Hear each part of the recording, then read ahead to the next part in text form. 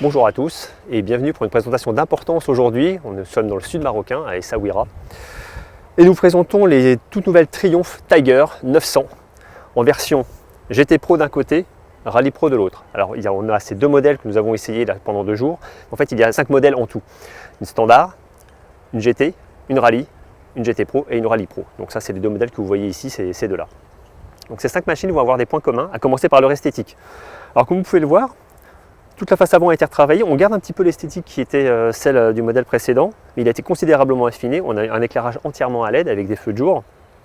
Une machine qui visuellement est beaucoup plus fine qu'auparavant. C'est vraiment une machine pensée pour l'off-road, comme ça visuellement. On a vraiment cette impression-là. Particulièrement étroite. On a une toute nouvelle boucle arrière également, des nouvelles selles.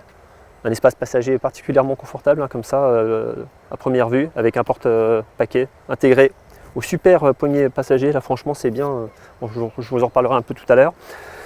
Un tout nouveau cadre évidemment, qui vient insérer aussi un tout nouveau moteur. Et c'est ça qui est le plus gros point de cette machine. C'est un nouveau 3 cylindres de 888 cm3. Alors Triumph a réduit la course et a augmenté l'alésage. Et ça aussi, ça va participer à l'agrément du moteur, on le verra un peu plus tard. Mais surtout, le calage est très différent. En fait, désormais, le calage est de type T-plane, c'est-à-dire qu'en fait, il est arythmique.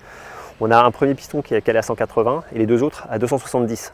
Donc on a un allumage qui n'est pas tout le temps le même, donc forcément, ça apporte un surcroît de caractère au moteur. Enfin, dernier point, les 5 modèles dont je vous ai parlé vont avoir également des étriers Brembo Stylema, donc vraiment tout ce qui se fait de mieux en termes de freinage à l'heure actuelle. Pour le reste, il y a des différences importantes. Alors je vais me consacrer surtout à ces 2 modèles que nous avons testés. D'un côté, la GT est équipée en Marzocchi 45 mm de diamètre, donc une fourche entièrement réglable. Et ce modèle GT Pro, lui, a un amortisseur électronique qui est ajustable à l'écran électronique, on en reparlera d'ailleurs aussi. La Rally Pro, elle est équipée en Showa 45 mm entièrement ajustable également, précharge, compression détente, à l'avant comme à l'arrière, mais le débattement est de 240 mm à l'avant et 230 à l'arrière, alors que sur le modèle plus de route, on n'a qu'un débattement de 180 avant, 170 arrière, donc ça fait une très grosse différence. Alors évidemment, ces 2 machines vont être contrôlées par électronique, au moyen d'un tout nouvel écran. C'est vraiment une très très belle dalle qui rappelle un petit peu celle qu'on trouve sur les dernières BMW qu'on a pu tester, la XR, la R. C'est un écran TFT de 7 pouces. La standard n'a d'ailleurs qu'un écran de 5 pouces, ça fait aussi une différence. Et donc cette superbe dalle a 4 modes d'affichage différents, 4 ergonomies différentes, 4 couleurs différentes aussi applicables aux éléments et des contrastes variables automatiquement. Donc ça c'est plutôt pas mal. Et donc on va pouvoir changer tous les modes moteurs qui vont eux-mêmes commander les différentes assistances, à savoir l'ABS, le freinage, donc qui est aussi sur l'angle puisqu'on a une centrale inertielle sur ces 2 modèles haut de gamme et sur les versions intermédiaires, Rally et GT. La standard évidemment en est dénuée. Donc on va contrôler l'ABS, je vous disais, et le contrôle de traction. Sur l'angle, évidemment les deux, en fonction de l'inclinaison de la machine, ça régule. C'est très utile sur route, c'est aussi efficace en tout terrain. On le verra. Autre point qui est pas mal sur ce nouveau modèle, la protection offerte par cette nouvelle bulle. Je vous fais la démo en direct, c'est super simple. Il y a plusieurs crans, mais bon, généralement c'est en haut, en bas. Et c'est plutôt pas mal, je vous en reparlerai également. La différence majeure entre ces 2 modèles, elle va se situer donc outre les suspensions, sur le fait que les modes électroniques sont un peu différents. On a 6 modes sur la Rally Pro, on n'a que 5 modes sur la GT. En fait, voilà, bon, ça va être vraiment à ce niveau-là l'électronique que ça se joue. Mais les grosses différences, ça va être au niveau de l'ergonomie. Alors je vous propose tout de suite de retrouver les premières impressions au guidon. D'abord, aux commandes de la GT Pro. Et on est pas mal au guidon de cette nouvelle Triumph Tiger 900 GT version Pro. C'est plutôt confortable, Un bon recul sur la selle là, la position est très agréable. Avec un guidon qui est pas mal incliné vers le pilote. Pas trop haut, on a vraiment les bras qui tombent bien dessus. Une selle confortable, peut-être des arêtes qui à la longue risquent, suivant votre morphologie, peut-être de vous gêner, mais bon ça à voir. Sinon là vraiment les mousses sont de très bonne qualité. Puis c'est pareil pour le passager, on est vraiment très bien. Il faut reconnaître que là Triumph a bien bossé. Tiens, pendant que j'y pense, les platines de repose-pied passager gênent au moment où on met la béquille sur la centrale. quand on appuie sur la béquille centrale, on a vraiment la jambe à l'aplomb de la platine repose-pied. C'est un petit peu bizarre. Pas très gênant, mais bon, je le note quand même. Bon, sinon, un confort vraiment de première classe hein, à bord de cette anglaise, qui vient là dans cette version ultime avec poignée chauffante, siège chauffant, régulateur de vitesse bien entendu, tous les modes moteurs, toute l'électronique en fait, la centrale inertielle hein, qui va piloter les assistances comme d'habitude. Vous commencez à en avoir un petit peu une bonne connaissance maintenant. On a une bonne agilité de la machine et la protection de la bulle est vraiment excellente. Hein. Je l'ai mis en position haute, en position basse on a plus de turbulence forcément. Ça permet d'avoir de l'air aussi dans des pays un peu plus chauds. Et la déflexion est pas énorme en latéral, mais ça va quand même, c'est quand même pas si mal. Hein. On a le bout des bras, des épaules qui sont dans le flux d'air. En bas c'est pas mal. Pour les jambes, pour les genoux, tout ça là, ça va très bien. Le réservoir est bien pensé à ce niveau-là. Il a une forme assez sympa, très étroit ici. Hein. Ça sera bien pour le tout-terrain. Et même là, sur route, on peut se mettre soit à l'avant, vraiment si on aime bien cette position sur l'avant de la machine. Donc on peut avoir du recul pour être plus détendu, je trouve ça pas mal. Bon, sinon il y a un très bon point sur cette machine, c'est l'équilibre. Hein. Alors les masses sont quand même toujours relativement élevées par rapport peut-être à d'autres machines sur le même segment. Le Triumph a beaucoup bossé, hein, ils ont avancé le centre de gravité de 40 mm, ils ont baissé de 20. Et c'est très sensible, mais ça a aussi déporté donc cette masse sensiblement au niveau de la colonne de direction sur cette GT Pro notamment, enfin sur le modèle routier. Ça déporte un petit peu ce centre de gravité, mais malgré tout on sent que c'est c'est tanké là, la machine, ça lui donne une grande stabilité. En courbe on sent bien, ça bouge pas. Et c'est vraiment un point sensible que j'ai noté. Le confort de suspension est excellent. Ça c'est vraiment un point remarquable, avec en plus un réglage sur cette version Pro, réglage de suspension électronique de l'amortisseur. La fourche n'est pas électronique, hein, standard, ce qui est très bien. Très bonne qualité, bon amortissement, une bonne gestion de la course, début de course pas trop rapide, hein, en dépit d'un débattement quand même relativement important. C'est tout de suite bien freiné, l'hydraulique est vraiment très très bien à ce niveau, c'est bien ajusté. Et donc à l'arrière, ça permet de facilement d'emmener un passager ou des bagages, de charger. En ville, ces nouveaux Trail Triumph sont très agréables à emmener. Hein, c'est très facile de prise en main. Ça se dirige vraiment facilement dans le trafic. On a un bon bras de levier hein, sur les deux machines. Alors évidemment la GT est plus réactive hein, puisqu'elle a une route 19, donc ça facilite les changements d'angle. On a moins d'efforts à la direction forcément. En plus ça fait des demi-tours assez rapidement, on a un rayon de braquage plutôt correct. Donc une bonne aisance en ville. C'est vraiment sympa. Puis signaler que l'embrayage est vraiment très très doux. En plus il y a le quick shifter sur ces machines. Donc une fois passé la 1, après c'est tout au pied. Et ça fonctionne très très bien en montée et en descente de rapport. De ce 3 cylindres Triumph, ça apporte vraiment une belle personnalité à la mécanique. Beaucoup de bruit de boîte à air. Ça se résonne pas mal aussi à l'échappement, c'est bien fait.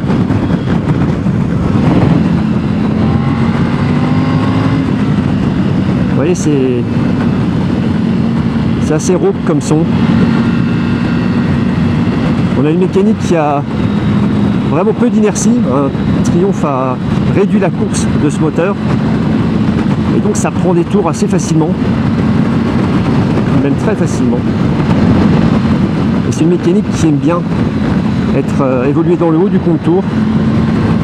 Le seul petit regret, c'est que au-delà de 6000 tours, ça commence à vibrer pas mal au niveau des repose-pieds et au niveau du guidon.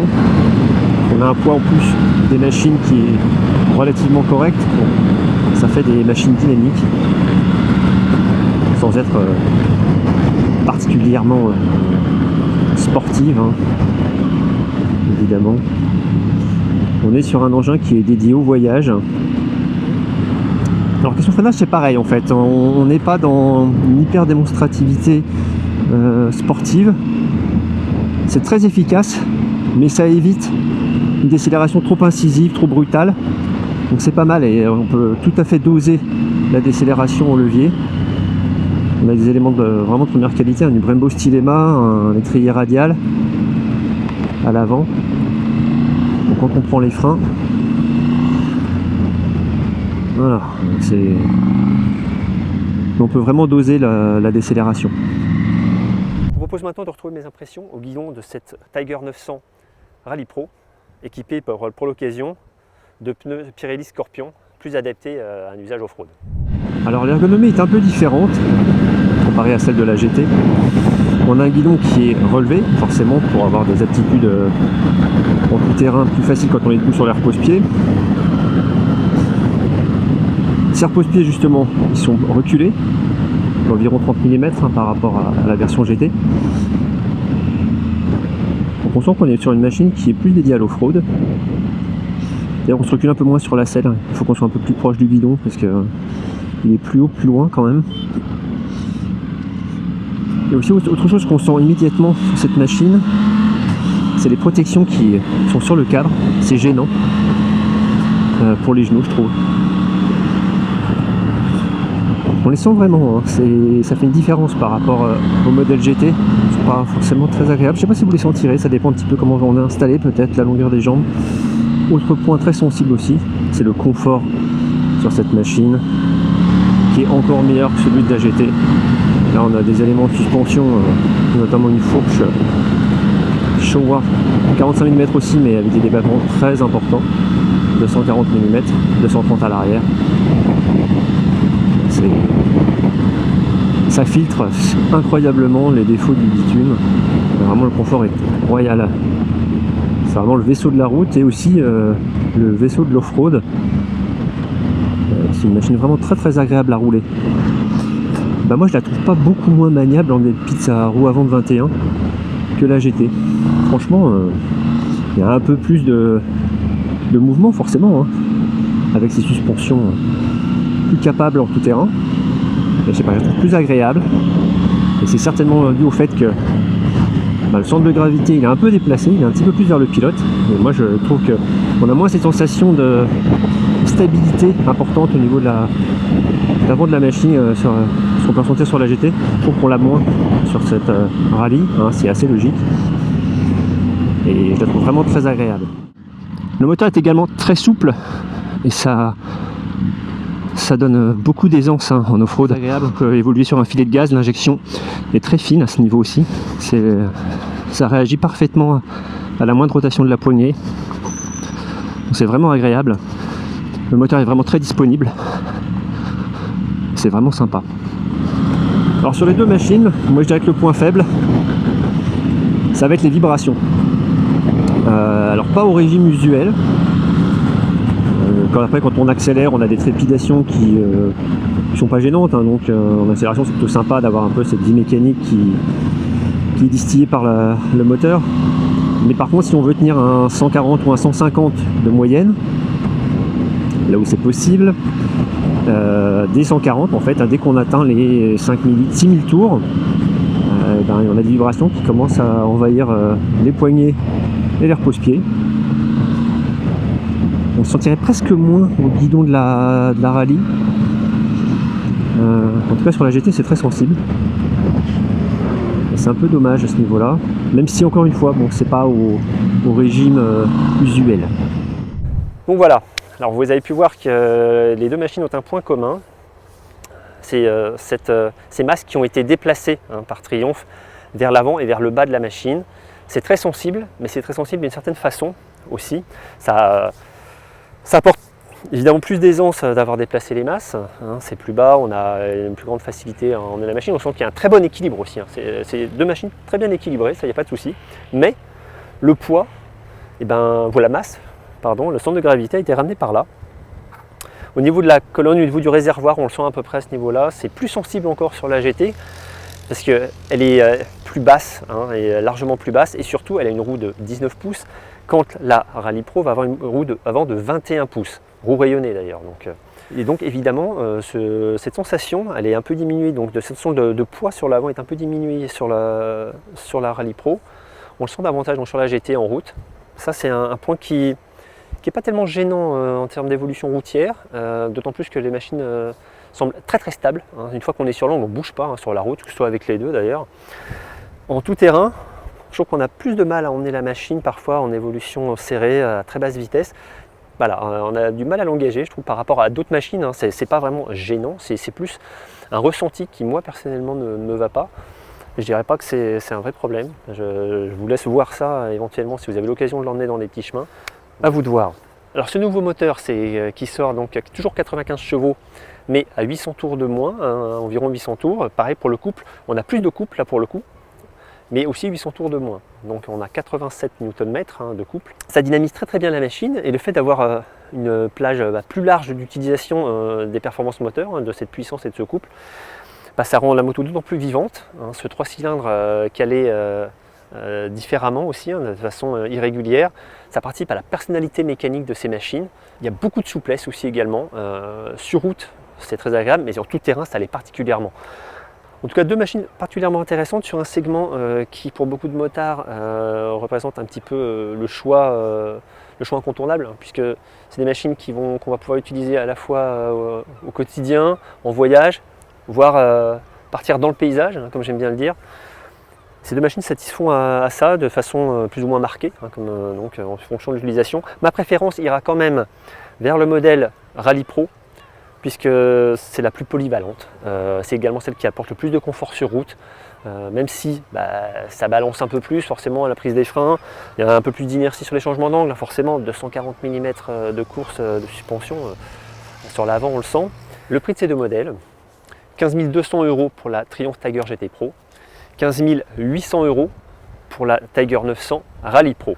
C'est un tarif assez élevé qui est justifié à mon avis par la qualité des éléments qui équipent ces machines, que ce soit l'électronique, l'écran, TFT 7 pouces, hein, la suspension et la finition des machines. C'est vraiment irréprochable, comme d'habitude chez Triumph maintenant. C'est vrai, c'est quand même cette marque-là qui tient un petit peu le niveau sur le marché. À ce niveau-là, c'est assez remarquable.